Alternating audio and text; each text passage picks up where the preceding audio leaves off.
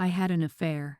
I cheated on my husband 3 times before my lover, and I became careless and got caught.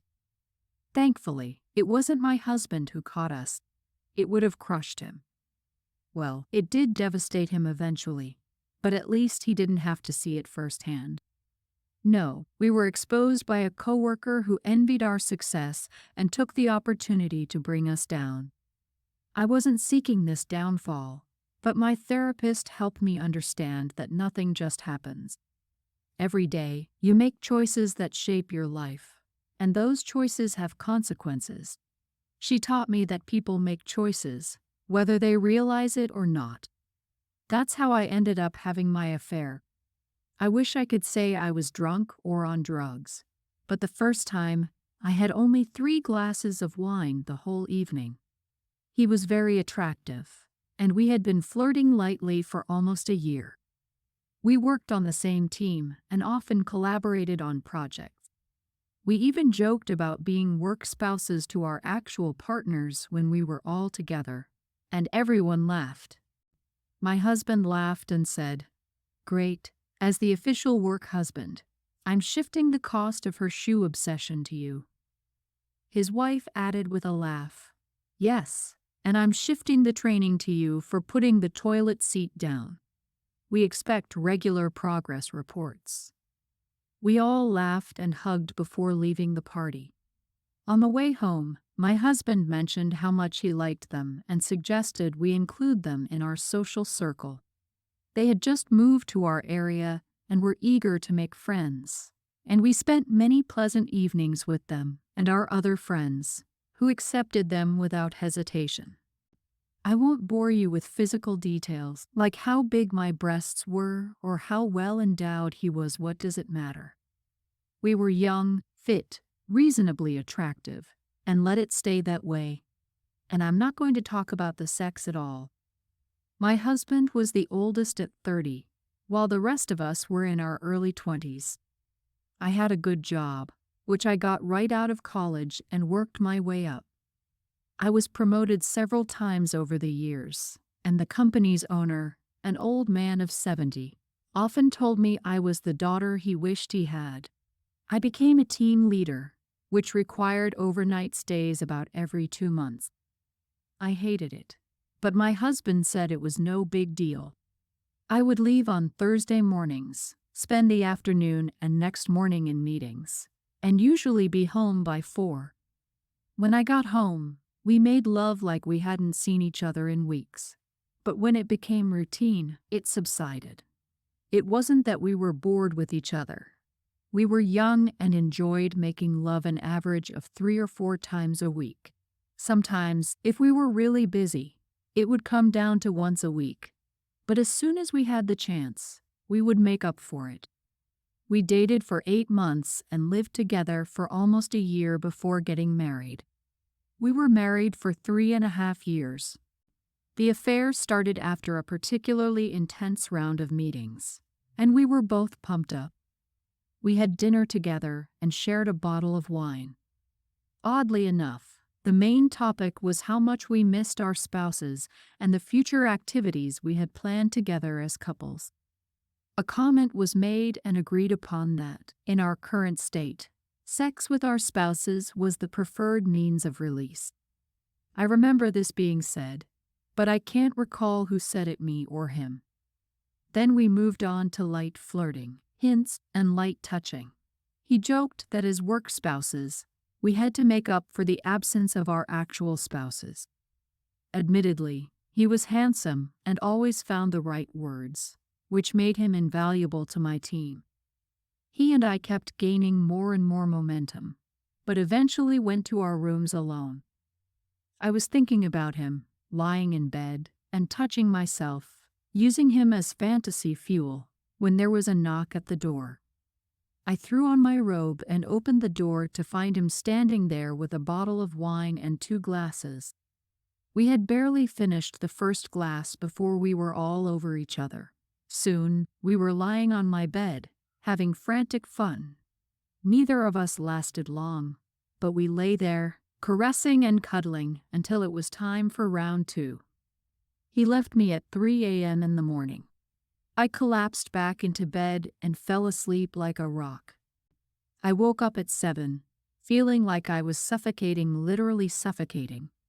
I had cheated on my husband, shoved my vows into a dark corner of my mind, and was tearing up like an animal. I showered for probably the longest time in my life, trying to wash away what I had done.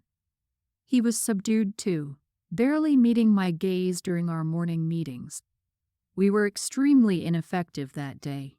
We didn't even sit together on the plane home.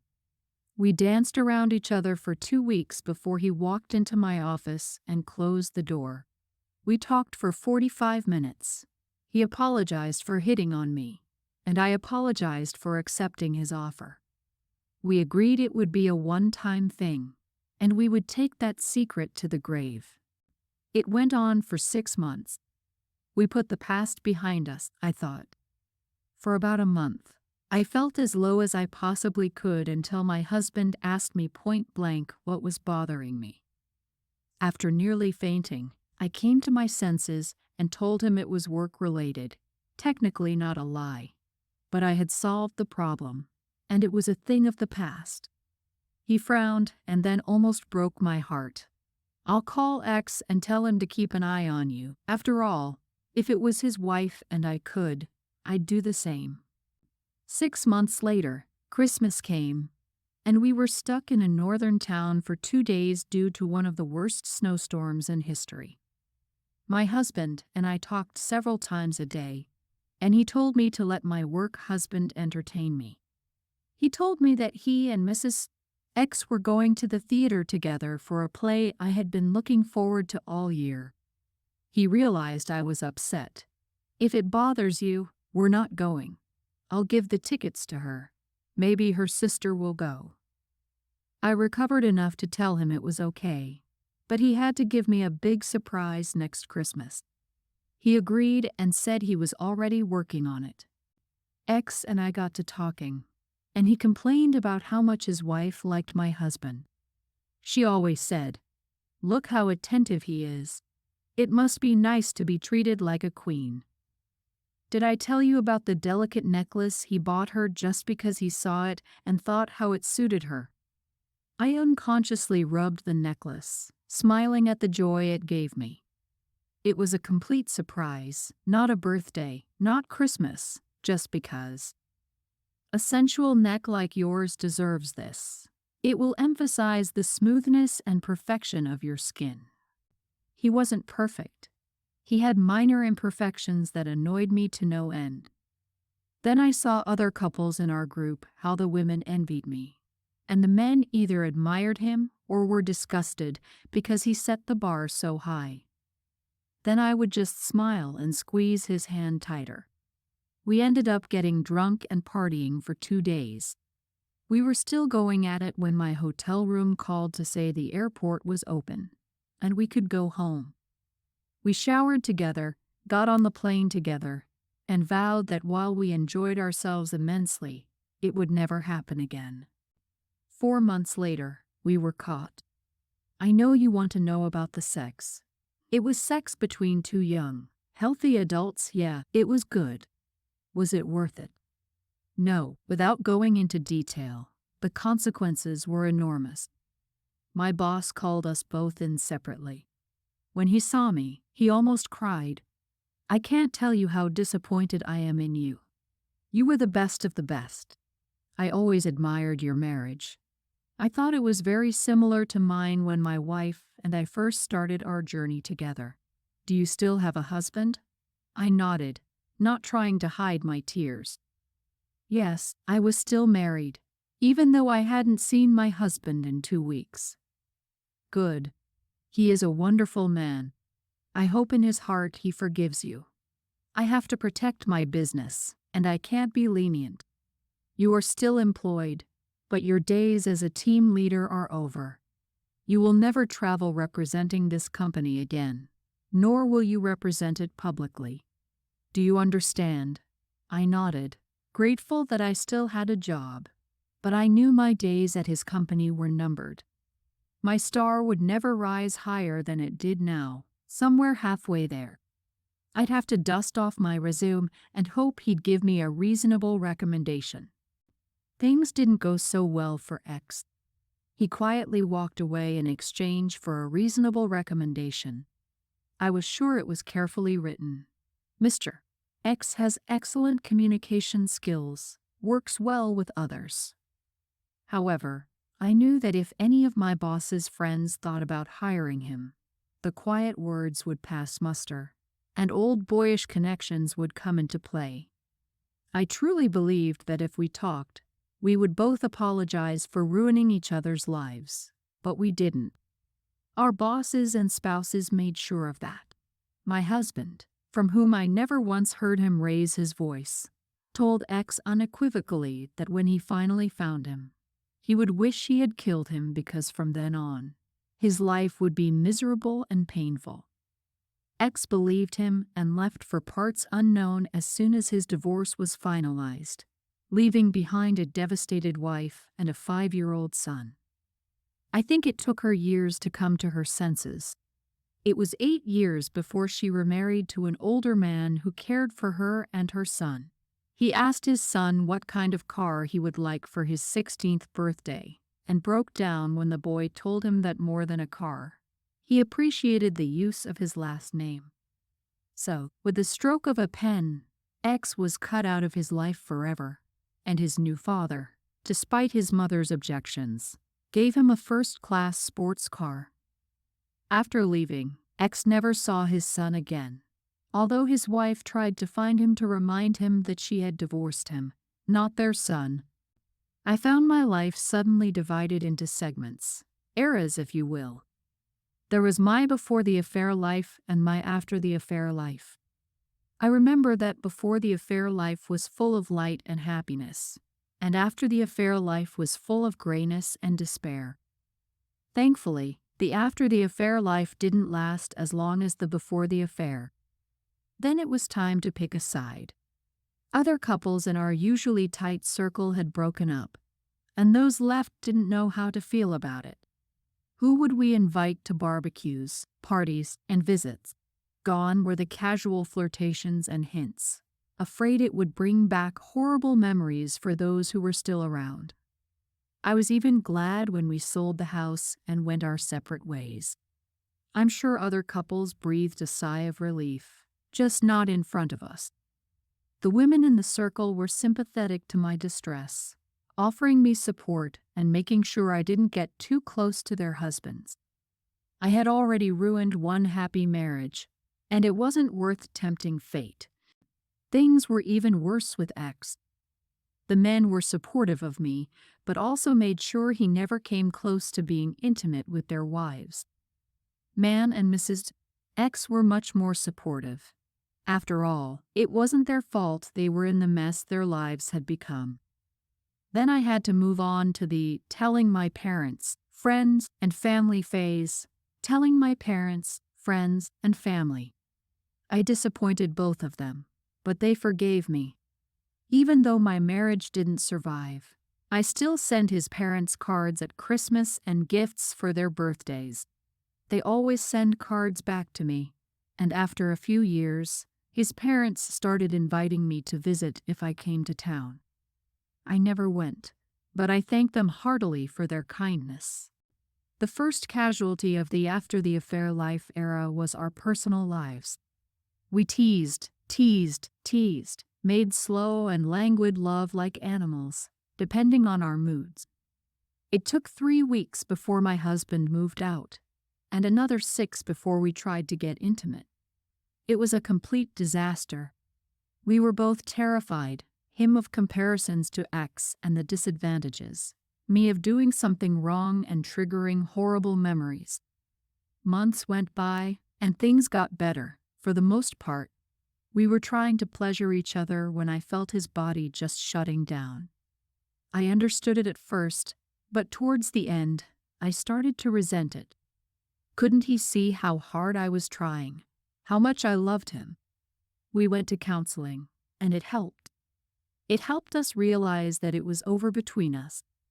I had broken his trust, and no matter how hard I tried, no matter how much I tried to heal his heart, The wound was too great.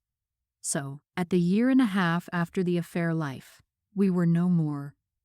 The divorce wasn't contentious, just split in half. I didn't even cry when I got the final papers.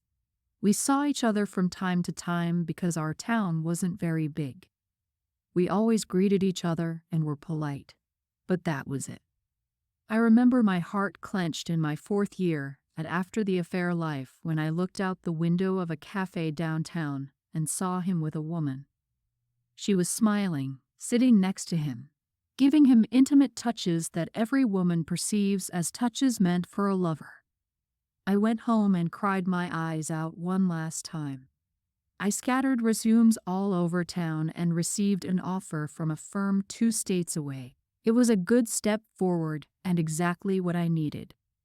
I said goodbye to my friends, kissed my parents, and moved on. I had now entered the after the divorce era. I thought about the counselor I went to for a few months after my divorce. She really helped me, not by sympathizing or blaming, but mostly just listening. At the penultimate session, she surprised me by taking her blouse out of her skirt and pulling it down a bit. A rather large scar was visible on the side of her thigh. She adjusted her clothes and said, "We were young, about 16 or 17, and my friend asked her older brother to get us drinks. It was mostly liquor, so we got drunk quickly. We went deep into the woods so we wouldn't be spotted and made a fire when it got dark. It wasn't very big, and one thing led to another, and then to courage, so one boy jumped into the fire. Soon, we were already encouraging each other, and we were doing well. I was jumping for the 5th time when I stumbled and fell onto the coals on my side. I was in the hospital for 3 weeks, and that scar will never go away. After I got my degree, I realized that jumping off the fire was a conscious decision I made. The more often I did it, the easier it became for me, until I became careless. That scar is my price. What I'm trying to say is that you made a conscious decision to have sex with a man outside of marriage. And when nothing happened, when you realized you could get away with it, you did it again and again until you got careless and got caught. She paused briefly before continuing, repeating to herself, "You did it over and over until you got careless and got caught. Do you understand? You can't explain it away by saying that everything happened by chance. Your choice to continue meant that although you jumped over the fire several times and felt safe, you eventually stumbled and fell. The scars you carry are inside you, and they will never go away, but they will fade over time. The next time you have to make a choice, remember to scratch your scars." I thought about it a lot over the next week before I realized she was right. I could blame it all on X. He showed up at my door, but he didn't force me in, and everything that happened once the door closed behind him was a mutual decision, just like the subsequent times were a simple decision on my part. And here I am, divorced for 4 years now. I found out through relatives that my ex had found someone new. They had been married for a year and had a son. I started dating about 6 months after the divorce, but there was no spark with either of them. Admittedly, I did take one of them to bed on occasion, just to fulfill my needs. Right after the last of them left, I was lying in my bed, looking back at my life, and realized that I had to let go of the past if I wanted to be happy again. I got out of the bars and meat markets, joined a gym, and became involved in community activities. Once I got my strength up, I started participating in 5K and 10K races. I never finished in the top 10, but I made a lot of friends. One fellow runner and I got along so well that we trained together. After training, we started having coffee, then lunch, then dinner. We dated for 4 months before he let me into his bed. He was so attentive and caring that I cried after the first time. After 4 months, we were already together, and he hinted that he wanted to take things to a higher level. When I told him why I was single, I wanted him to see me for who I was before and who I am now. I assured him that I had been faithful to him from the first date, that the mistakes I had made in the past were just that, mistakes I wasn't going to make again. I didn't know it, but he had been married before and divorced when he caught her having multiple affairs. In his mind, once a cheater, always a cheater was written in stone, and the relationship died. I grieved for a while, but then moved on with my life. The next year, I learned that God had indeed forgiven us of our sins. More importantly, I found a man who was able to forgive mine. He was 7 years older than me, but he was slim and trim. We met at a race, and we both crossed the finish line at the same time. I was so happy to have finished that I did a victory dance, lost my footing on the uneven pavement, ran into him, and we both fell. Instead of being upset, he laughed. I landed on top of him, and we ended up nose to nose for a minute. I tried to apologize, and he grinned. You know, if you wanted my attention, you could have smiled, maybe flirted a little. Attacking me was a little too much. However, I'll forgive you at dinner tomorrow night. I hope you like French food. He handed me a business card from his gym bag. Give me a call, and let me know what time would suit you. It's a bit of an upscale establishment, so wear a nice dress. I was still trying to form coherent words when he cupped his palms around my face and kissed my cheek gently. Then he walked away. My running buddies laughed hysterically. That didn't take long, did it? If I'd known that grabbing a man would get him interested, I would have smacked that pretty boy back the first time he stopped by my place. Good girl. Did you know he's number 4 on the city's most desirable bachelor list? No. Well, good luck. The restaurant lived up to its name.